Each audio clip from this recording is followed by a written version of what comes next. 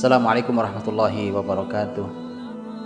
Mitra muslim, hafizakumullah, yang dirahmati Allah Subhanahu wa taala. Kita masih di dalam pembahasan kita dengan momentum Hijriyah. Mudah-mudahan ada pelajaran yang kita ambil. Satu momentum yang dianggap oleh para sahabat Nabi sebagai sebuah momentum terbesar dalam sepanjang sejarah kehidupan Rasulullah Shallallahu Alaihi Wasallam. Dan pantas dianggap sesuatu yang terbesar karena tanpanya maka tidak ada Madinah, dan artinya bahwa selepas peristiwa hijrah itulah maka Madinah menjadi kota sekaligus pusat Nabi Shallallahu Alaihi Wasallam menyebarkan Islam, bahkan kemudian menjadi ibu kota pertama bagi muslimin di sepanjang sejarah kebesaran peradabannya. Untuk itulah maka kita lanjutkan hari ini pembahasan kita tentang hijrah Nabi Shallallahu Alaihi Wasallam dan pelajaran yang bisa kita ambil.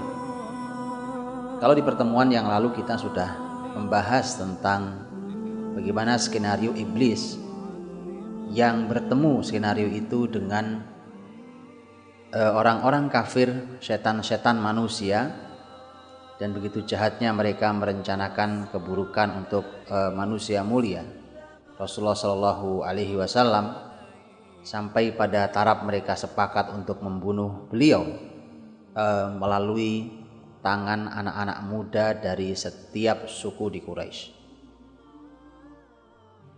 Hari ini kita akan berbicara tentang skenario langit. Kalau kemarin adalah skenario iblis, maka kita akan melihat bagaimana Allah Subhanahu wa taala merencanakan hijrah nabinya hingga selamat sampai ke kota Madinah. Di dalam sirah Ibnu Hisham juga disampaikan dalam diantaranya kisah ini panjang lebar disampaikan bahwa ketika Rasulullah Shallallahu Alaihi Wasallam terancam dan Nabi tidak tahu bahwa orang-orang Quraisy melakukan pertemuan tertutup itu, maka datanglah Jibril.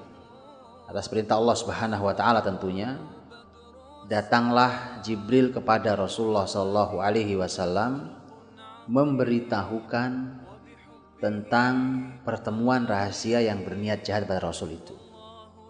Maka Jibril ikut menyampaikan pesan. Kalimat Jibril adalah, jangan kamu tidur di tempat tidurmu malam ini. Dan ini adalah perintah Jibril, di mana itu artinya bahwa Jibril ikut merencanakan, sebagaimana iblis pun ikut merencanakan di pihak mereka. Dan dalam sejarah Nabi Shallallahu Alaihi Wasallam beberapa kali peristiwa seperti ini terjadi, bahwa ternyata begitulah selalu, asal iblis ikut datang, asalkan kita dekat dengan Allah, maka kemudian sangat mungkin Allah membantu kita dengan mengirimkan para malaikatnya, seperti sebagaimana Allah Subhanahu wa taala mengirimkan para malaikatnya yang membuat iblis lari terbirit-birit seperti yang terjadi pada perang Badar. Di dalam peristiwa hijrah pun demikian. Begitu iblis ikut merencanakan, maka Allah Subhanahu wa taala memerintahkan Jibril, dan tentu siapalah iblis? Iblis hanya makhluk lemah seperti kita, manusia. Maka dari itu dia bukan siapa-siapa. Maka ini perintah Jibril, dan Nabi Shallallahu Alaihi Wasallam begitu mendapatkan berita siang itu, maka Nabi Shallallahu Alaihi Wasallam segera pergi ke rumah Abu Bakar As-Siddiq radhiyallahu anhu. Disinilah perencanaan itu dimulai. Dengan matang Nabi merencanakan, dan Nabi Shallallahu Alaihi Wasallam orang yang sangat cerdas, dianugerahi Allah Subhanahu Wa Taala ilmu dan kecerdasan, dan Nabi SAW mampu untuk menganalisa sesuatu dan kemudian merencanakan sebuah rencana yang jauh lebih baik daripada makar mereka. Rasulullah Shallallahu Alaihi Wasallam datang ke rumah Abu Bakar, dan Abu Bakar As-Siddiq berikut satu keluarganya, ada Aisyah, ada Asma radhiyallahu anhum ajmain. Ketika Rasul datang waktu itu, waktunya siang hari, Nabi datang ke rumah Abu Bakar juga dengan menutupi wajahnya. Kemudian Abu Bakar hafal bahwa ini Muhammad Rasulullah SAW. Kemudian Abu Bakar mengatakan, kalau Rasul datang pada jam seperti ini, pasti ada masalah keperluan yang sangat besar mendesak.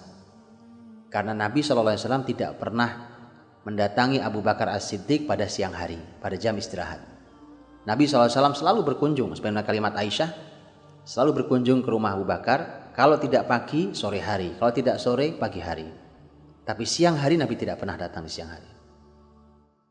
Begitu datang maka Rasulullah SAW langsung berkata pada Abu Bakar, akhrij man indak. Kata Nabi, keluarkan dulu semua yang ada dalam rumah. Subhanallah, satu perencanaan bahwa Nabi SAW tidak mau rencana ini bocor kepada yang lain. Maka Abu Bakar menenangkan, kata Abu Bakar, ya Rasulullah, hanya 2 putri saya. Ini adalah keluargamu sendiri, yaitu ada Aisyah dan ada Asma. Maka barulah Nabi SAW tenang karena tidak ada orang lain di rumah kecuali hanya Abu Bakar, Asma, kemudian Aisyah radhiyallahu anha majma'in. Rasulullah SAW kemudian mulai menyampaikan bahwa wahai Abu Bakar, saya telah diizinkan Allah Subhanahu wa taala untuk melaksanakan perjalanan hijrah ke kota Madinah.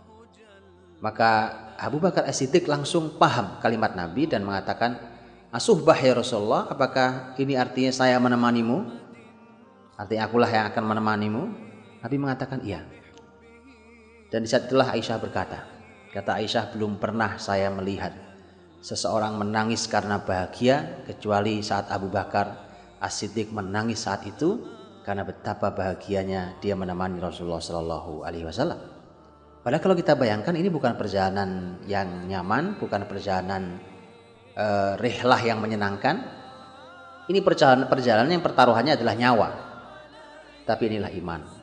Tapi inilah orang-orang yang beriman yang selalu ingin dekat dengan Allah dan Rasulnya apapun resikonya, seperti Abu Bakar As-Siddiq radhiyallahu anhu. Maka Rasulullah SAW menyampaikan tentang perencanaannya bahwa Nabi SAW tidak langsung melaksanakan perjalanan hijrah ke Madinah, tapi akan bersembunyi 3 malam di Gua Thur. Dan saat itulah subhanallah, inilah kedekatan antara murid dan guru, antara Rasul dan umatnya, antara Rasulullah SAW dan Abu Bakar As-Siddiq radhiyallahu anhu. Abu Bakar ternyata sudah menyiapkan hari-hari sebelumnya 2 ekor unta yang dibelinya dan memang sengaja disiapkan untuk perjalanan hijrah ke kota Madinah. Padahal Abu Bakar belum tentu tahu bahwa dia diajak Nabi untuk menemani beliau. Tapi dia sudah menduga. Karena Abu Bakar As-Siddiq saat mau hijrah, Nabi SAW melarang Abu Bakar, jangan hijrah sekarang, walaupun beberapa sahabat sudah hijrah duluan. Abu Bakar mulai merasa jangan-jangan memang dia diminta untuk menemani Nabi SAW dalam perjalanan hijrahnya. Dan benar, maka begitu Nabi menyampaikan siang itu, Abu Bakar mengatakan, ya Rasulullah, saya sudah siapkan 2 unta, diberi makan yang baik untuk perjalanan panjang hijrah Nabi dan Abu Bakar ke kota Madinah. Dan selanjutnya adalah pelaksanaan perencanaannya. Nabi SAW pulang dan Nabi SAW sudah diminta oleh Jibril tidak menginap di rumahnya malam itu.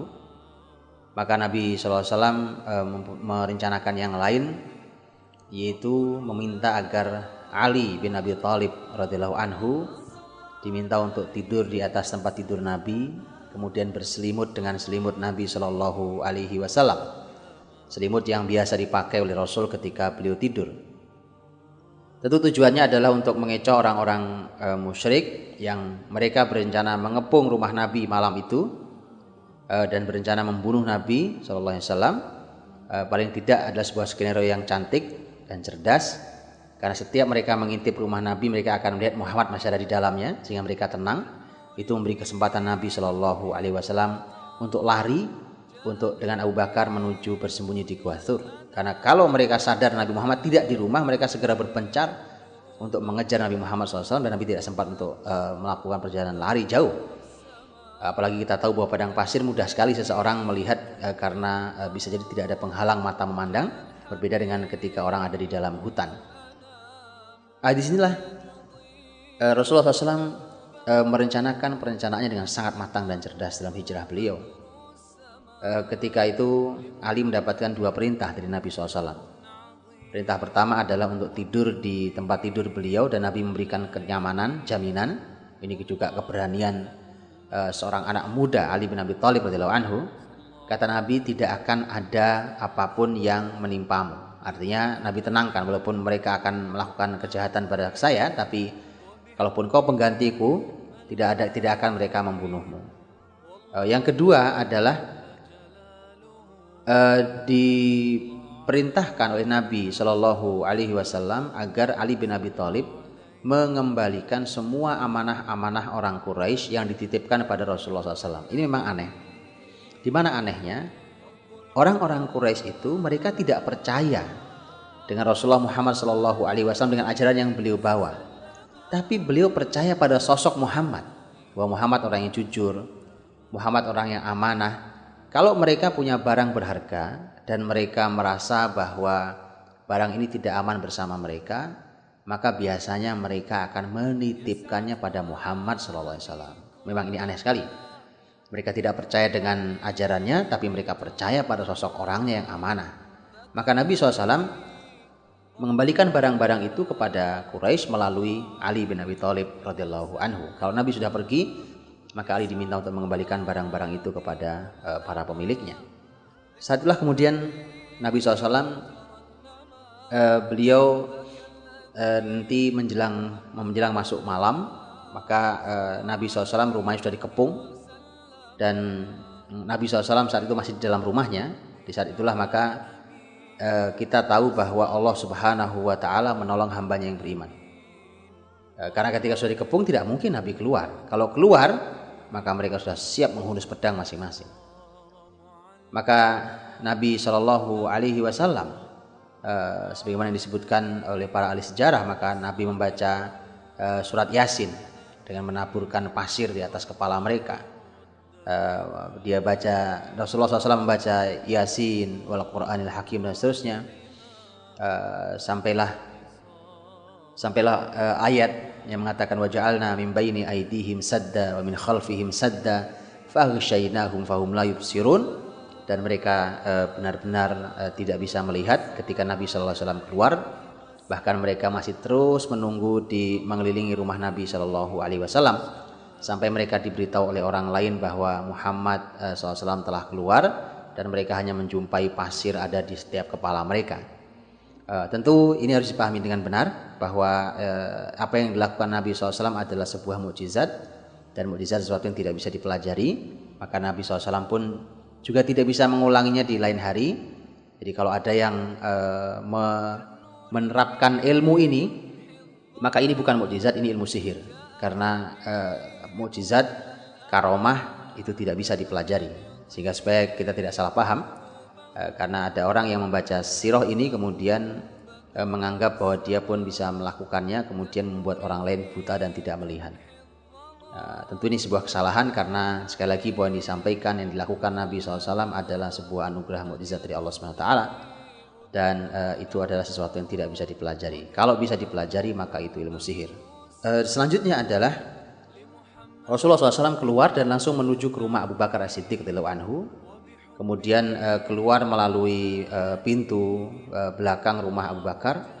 Kemudian mereka segera bergegas menuju ke Gua Thur. Nah, posisi Gua Thur itu adanya di sebelah selatan kota Mekah. Padahal Madinah itu posisinya di sebelah utara. Jadi Anda bisa bayangkan harusnya Nabi langsung berjalan ke arah utara. Tapi Nabi justru berjalannya ke arah selatan, menuju ke Gua Thur. Tentu tujuannya adalah untuk mengelabui, karena biasanya orang akan mencari ke arah utara semua.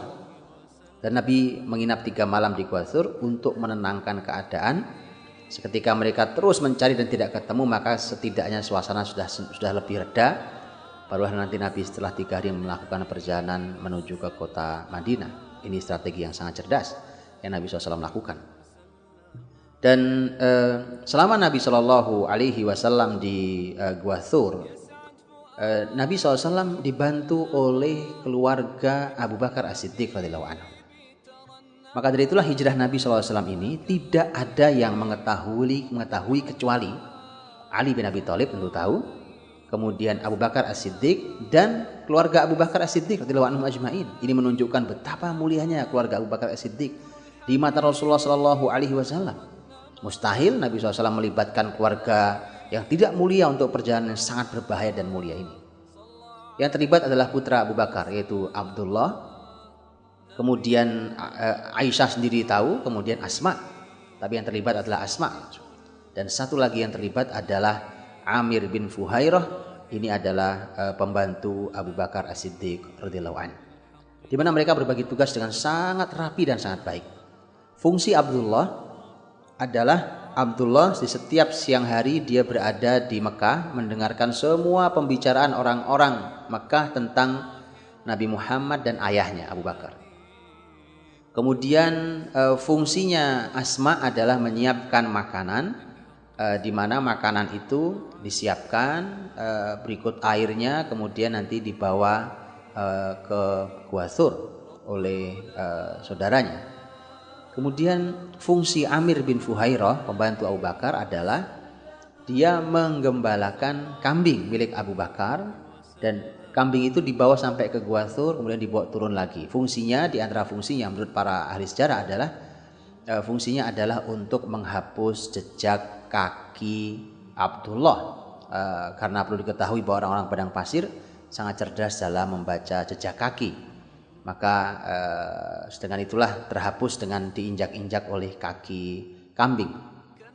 Semua dijalankan dengan sangat baik, dengan sangat matang dan terencana dengan sangat baik, sampai kemudian Rasulullah SAW dan Abu Bakar As-Siddiq radhiyallahu anhu dari Gua Thur itulah kemudian setelah 3 malam beliau menginap di sana, maka kemudian datanglah orang yang telah disewa oleh Abu Bakar dan Rasulullah SAW, yaitu Abdullah bin Uraikid, di mana Abdullah bin Uraikid adalah seseorang yang berasal dari Bani Du'al, di mana dia aslinya orang musyrik, tetapi dia adalah orang musyrik yang tidak peduli dengan agamanya, dalam arti bahwa yang penting buat dia disewa mendapatkan uang dan selesai, sehingga dinyatakan aman. Dan dialah orang yang sangat paham jalan-jalan tikus, kita menyebutnya, yaitu jalan-jalan kecil, bukan jalan besarnya, dari Mekah menuju ke kota Madinah. Dan kalau kita membaca peta, kita akan tahu bahwa Nabi SAW memang tidak melewati jalan-jalan besar yang biasa dilewati oleh kafilah-kafilah dagang yang berjalan dari Mekah menuju ke kota Madinah. Nah, dari sinilah maka kita bisa paham, paling tidak kita bisa mengambil pelajaran. Kalaupun kita ambil pelajaran 2 itu cukup. Yang pertama adalah bagaimana kita diminta untuk selalu dekat pada Allah Subhanahu wa Ta'ala. Ada saat-saat kita sangat sulit seperti itu. Di saat seperti itulah bahkan iblis turun sekalipun, semua setan turun sekalipun, manusia membuat konspirasi besar sekalipun untuk kita. Tapi kalau kita dekat dengan Allah Subhanahu wa Ta'ala, Allah berfirman, wa makaru wa makarallah wallahu khairul makirin, bahwa mereka berbuat makar, tapi Allah pun mempunyai makar. Tentu Allah Subhanahu wa Ta'ala makarnya lebih baik daripada makar mereka. Dan sebesar apapun makar mereka, wa makaru makrahum wa indallahi makruhum wa in kana makruhum litazula minul jibal, bahkan ketika makar mereka mampu menghilangkan gunung sekalipun, maka sebesar apapun makar itu, maka sesungguhnya ketika kita ditolong Allah Subhanahu wa Ta'ala, maka tidak ada masalah dengan semua konspirasi manusia yang tidak perlu ditakuti. Orang harus berhati-hati, orang hanya harus punya strategi. Ini pelajaran kedua, bahwa kita tetap harus punya strategi untuk menghadapi orang-orang kafir itu. Semangat tidak cukup, harus ada ilmunya, harus ada strateginya, harus ada langkahnya. Seperti Nabi SAW merencanakan yang sangat matang. Dan setelah itulah maka kita tinggal bertawakal pada Allah Subhanahu wa Ta'ala. Artinya lakukan semua, rencanakan semua dengan baik, kemudian tetaplah bersandar pada Allah Subhanahu wa Ta'ala, karena kita bukan siapa-siapa tanpa Allah Subhanahu wa Ta'ala. Tawakallah setelah itu, maka semua konspirasi manusia, bahkan iblis sekalipun, sesuatu yang tidak menakutkan bagi kita. Inna kaida syaitani kana dha'ifa, karena tipu daya setan itu sangat amat lemah. Wallahu a'lam bishawab. Fa'tabiru ya ulil absar, maka ambillah pelajaran wahai orang-orang yang berpikir. Assalamualaikum warahmatullahi wabarakatuh.